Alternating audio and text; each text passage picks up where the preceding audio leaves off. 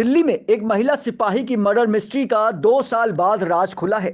इस महिला का कत्ल करने वाला कोई और नहीं बल्कि खुद दिल्ली पुलिस का ही हेड कांस्टेबल निकला।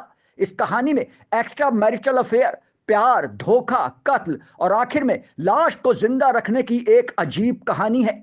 लेकिन आखिर में उस महिला सिपाही का सिर्फ कंकाल मिलता है। ऐसी कहानी जिसमें खुद कई महीनों तक दिल्ली पुलिस चकमा खाती रही, लेकिन आखिरकार हर कातिल के कत्ल की कहानी एक ना एक दिन सामने आ ही जाती है।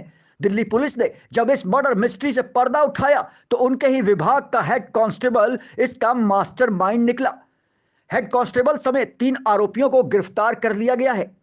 इस कत्ल को अंजाम देने वाले मास्टरमाइंड का नाम सुरेंद्र सिंह राणा है, जो कि दिल्ली पुलिस में हेड कांस्टेबल के पद पर कार्यरत था और पीसीआर यूनिट में तैनात था।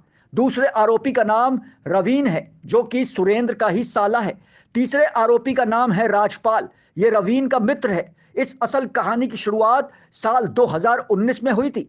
उस समय दिल्ली पुलिस की एक महिला सिपाही की मुलाकात हेड कांस्टेबल सुरेंद्र से होती है। सुरेंद्र साल 2012 में दिल्ली पुलिस में भर्ती हुआ था।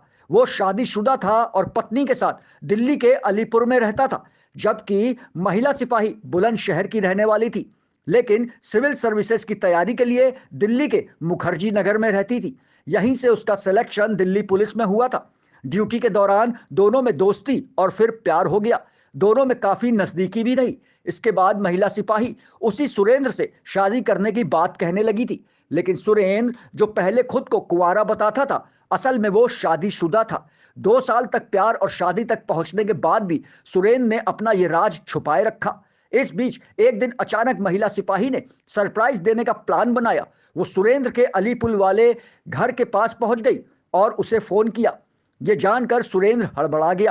किसी तरह जल्दबाजी में गाड़ी लेकर महिला सिपाही के पास पहुंचा। उस महिला सिपाही ने उससे अपने घर ले जाने के लिए कहा। इस पर वो बार बार बहाने बनाता रहा और अपनी कार को यमुना किनारे घुमाने के लिए ले गया। वहां जाने के बाद रास्ते में ही हेड कांस्टेबल सुरेंद्र ने महिला सिपाही की गला दबाकर हत्या कर दी। इसके बाद उसकी लाश को एक नाले के किनारे दफना दिया। अपनी प्रेमिका की हत्या के बाद उसके बैग और फोन को अपने पास ही रख लिया। मोना की हत्या करने के बाद सुरेंद्र सिंह राणा ने अपने गुनाह को छिपाने के लिए 2 सालों तक ऐसा चक्रव्यूह रचा जिसमें पुलिस भी फंस कर रह गई थी। मोना की हत्या करने के बाद सुरेंद्र ने उसके घर वालों को बताया कि वो कहीं लापता हो गई है। मोना के घर वालों के साथ मिलकर सुरेंद्र सिंह उसे तलाश करने का ड्रामा करता रहा।